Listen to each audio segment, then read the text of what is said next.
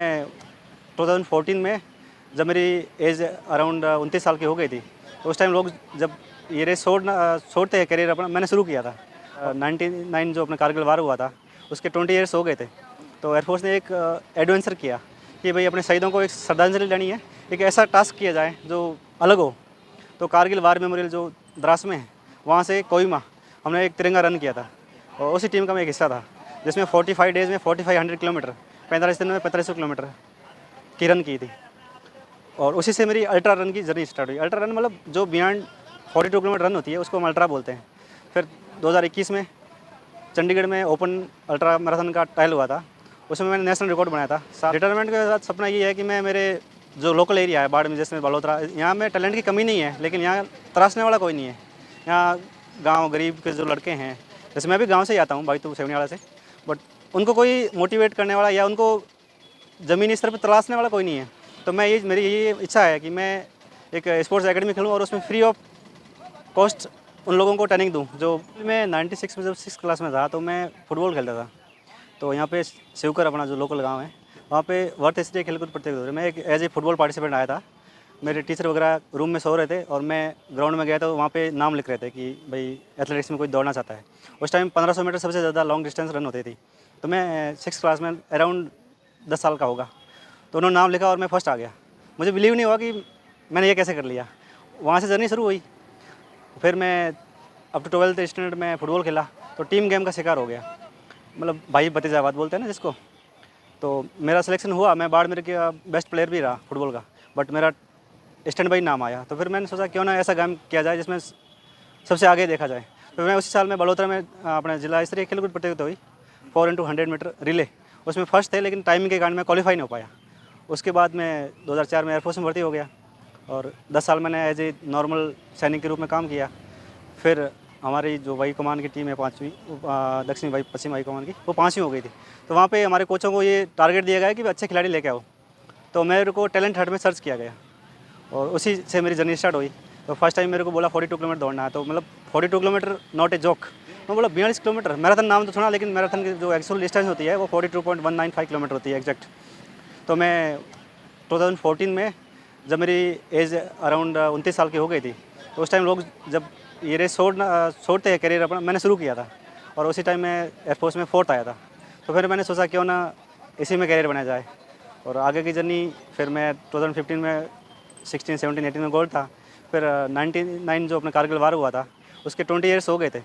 तो एयरफोर्स ने एक एडवेंचर किया कि भाई अपने शहीदों को एक श्रद्धांजलि देनी है, एक ऐसा टास्क किया जाए जो अलग हो।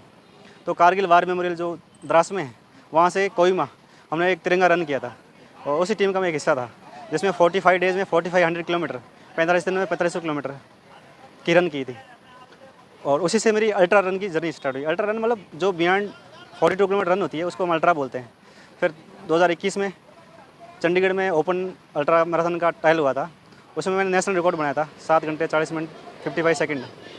और मेरा इंडिया टीम में सिलेक्शन हुआ था रोमानिया के लिए, बट कोविड के कारण मैं जा नहीं पाया। मेरा बैड लक बोलो या भगवान कुछ और आगे लिखा होगा। फिर 2022 में मैं इंजर्ड हो गया था, फिर अच्छा नहीं कर पाया। फिर इसी साल जुलाई में मैंने एशिया ओशियन ओपन 100 किलोमीटर में सिल्वर मेडल जीता था। तो वो जो 4500 किलोमीटर 45 दिन लगातार 100 किलोमीटर दौड़ना, वो कैसा अनुभव था? वो अनुभव हाई टेरेन, जहाँ पे ऑक्सीजन कम थी, लेह लद्दाख एरिया, जहाँ 10,000 feet 10,000 metre sorry 17,000 something height थी, जहाँ पे ऑक्सीजन नॉर्मल एरिया से 40% कम थी। तांग लांगला जो वर्ल्ड का सेकंड हाईएस्ट मोटेबल रोड था, उसको हमने क्रॉस किया था। तो वहाँ पे पैदल चलना भी बड़ा मुश्किल था, मतलब ऑक्सीजन बहुत कम थी। रील हमें फील हुआ था कि रील में फौजी लाइफ कैसी होती है, मतलब वैसे फौजी हूँ, लेकिन फिर भी एक रनिंग के साथ और ऑक्सीजन कम, लेकिन विल पावर के आगे सब कुछ पॉसिबल है। वो कितना गर्व था जब हाथ में तिरंगा था और कोहिमा तक जाना था? देखो, तिरंगे के साथ तो हर किसी का सपना होता कि तिरंगा छाती पे लगे, या फौजी का तो वैसे ही तिरंगा या तो जिंदा आऊँ या लौट के आऊँ, तिरंगे में आऊँ। तो तिरंगा हाथ में था, तो गर्व का तो कोई कह नहीं सकते हैं। और एक मौका मिला, वो भी शहीदों को श्रद्धांजलि देने, वो भी नागालैंड तक, जो अपना पूर्व का सबसे पूर्व एकदम पूर्वोत्तर था भारत था, वहाँ तक गए दौड़ के। और वहाँ पे राज्यपाल एन रवि ने भी अप्रिशिएट किया, बहुत अच्छा लगा। जिस वक्त वहाँ कोहिमा पहुँचे, वो पल कितना गौरवान्वित पल था? वो पुल में आई कांट बिलीव, मैं मतलब मुझे विश्वास नहीं होता, आज भी विश्वास नहीं होता कि हमने मतलब फतेह कर लिया। जिस दिन हमारी मतलब फिनिशिंग हो रही थी, तो मतलब जोश अलग ही था। जो स्टार्टिंग था वो तो था ही, पर जब फिनिश कर रहे थे ना, तो हमें ऐसा फील हो रहा था कि हमने कुछ अलग ही किया, दुनिया में कुछ अलग ही किया है। तो उस खुशी के पल और वो जो पल थे ना, मैं वर्णन नहीं कर सकता उस पल को। तो जिस वक्त भागना शुरू किया था उस वक्त लोगों ने कहा नहीं था कि अब पागल हो गया ही, तो जो जिस वक्त रुकना था उस वक्त भागना शुरू कर रहा है। हाँ, वो तो बोलते थे कि अब फौज में भर्ती हो गया, दौड़ क्यों रहे हो? तो मैं बोला, देखो भर्ती हो गया तो क्या और भी तो है ना। तो मेरा एक सपना था, मैं पहले जब छोटी क्लास में था ना, 5वीं 6वीं में, जब मैं यहाँ वर्त स्ट्रीम फर्स्ट आया था, फिर मैं खोडाल में गया था, वहाँ मैं अच्छा नहीं कर पाया क्योंकि मुझे गाइडेंस नहीं था। तो मेरा एक सपना था कि मेरे को बाड़मेर डिस्ट्रिक्ट में फर्स्ट आना, मतलब एक सपना ये था। लेकिन किस्मत, मेहनत, जोश, जज्बा, मैं मतलब इंडिया में सेकंड आया, तो मुझे कुछ अलग ही फील हुआ कि हाँ मैं कर सकता हूँ। रिटायरमेंट के बाद क्या सपना है? रिटायरमेंट के साथ सपना ये है कि मैं मेरे जो लोकल एरिया है बाड़मेर, जैसे बलोतरा, यहाँ में टैलेंट की कमी नहीं है, लेकिन यहाँ तराशने वाला कोई नहीं है। यहाँ गांव गरीब के जो लड़के हैं, जैसे मैं भी गांव से ही आता हूँ, भाई तो सेवनीवाला से, बट उनको कोई मोटिवेट करने वाला या उनको ज़मीनी स्तर पर तलाशने वाला कोई नहीं है।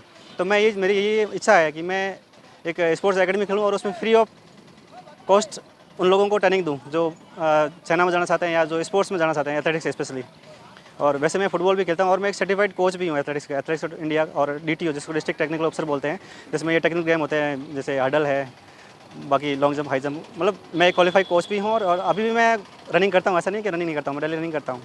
तो अभी आपको सही में लगता नहीं है सर, घोड़ों की धरती में खूब सारी प्रतिभाएं हैं जिन्हें सही में मौके की तलाश है, सही में किसी कोच की तलाश है, सही में किसी गॉड फादर की तलाश है, अगर वो पूरी हो जाए तो बहुत कुछ कर सकते हैं। हाँ, जब मैं कर सकता हूँ 29 साल की उम्र में, अब मेरा 38 ईयर्स है, तो अगर हम छोटे पौधे को अगर अच्छा ढंग से पन पाएँ तो वो बड़ा पौधा हो जाएगा, वट वृक्ष बन जाएगा। तो उसी वट वृक्ष की मैं खोज कर रहा हूँ। तो मेरे सपनों को अगर आप लोग सहयोग करोगे तो ज़रूर एक दिन सपने पूरे होंगे और अपने बाड़मेर, जिसमें बलोत्रा का नाम होगा इंडिया में 100%, और हम वर्ल्ड में अपना ध्वज ले रहे हैं। कुछ युवा होते हैं जो पहली असफलता से हार जाते हैं, रुक जाते हैं ना, अब नहीं होना है, उनके लिए क्या संदेश रहेगा? उनके लिए ये करत करत अभ्यास जड़मति जो सजा रसरी आओ जाओ शिल पर निशान। अब अगर बार बार आप ट्राई करोगे तो जो कोई पर सिलवट होता है, जो पत्थर का बना होता है, उस पर रस्सी के बार बार आने से उस पर निशान बन जाते हैं। तो ये तो इंसान है, इंसान कुछ भी कर सकता है। मानो जब दौड़ लगा तो पत्थर पानी बन जाता है। तो इम्पॉसिबल खुद बोलता है कि आई एम पॉसिबल। तो अगर मोटिवेट सही टाइम पे, अगर सही दिशा में युवाओं को अगर हम ले जाएँ तो 100% सक्सेस मिलेगा। और हमारी धरती तो वैसे ही वीरों की धरती है, राजस्थान एक मतलब वीर धरती है। तो यहाँ पे वैसे अपने ओलंपियन खेताराम जी वो ओलंपिक गए थे 2016 में, वो भी फौजी हैं। तो हम अगर ट्राई करें तो 100% विल एंड विश के आगे हमेशा जीत है, लेकिन वो हमें जज्बा रखना पड़ेगा और उसके जज्बे के लिए हमें अपने को समय देना पड़ेगा और युवाओं को उस डायरेक्शन में हमें लाना पड़ेगा।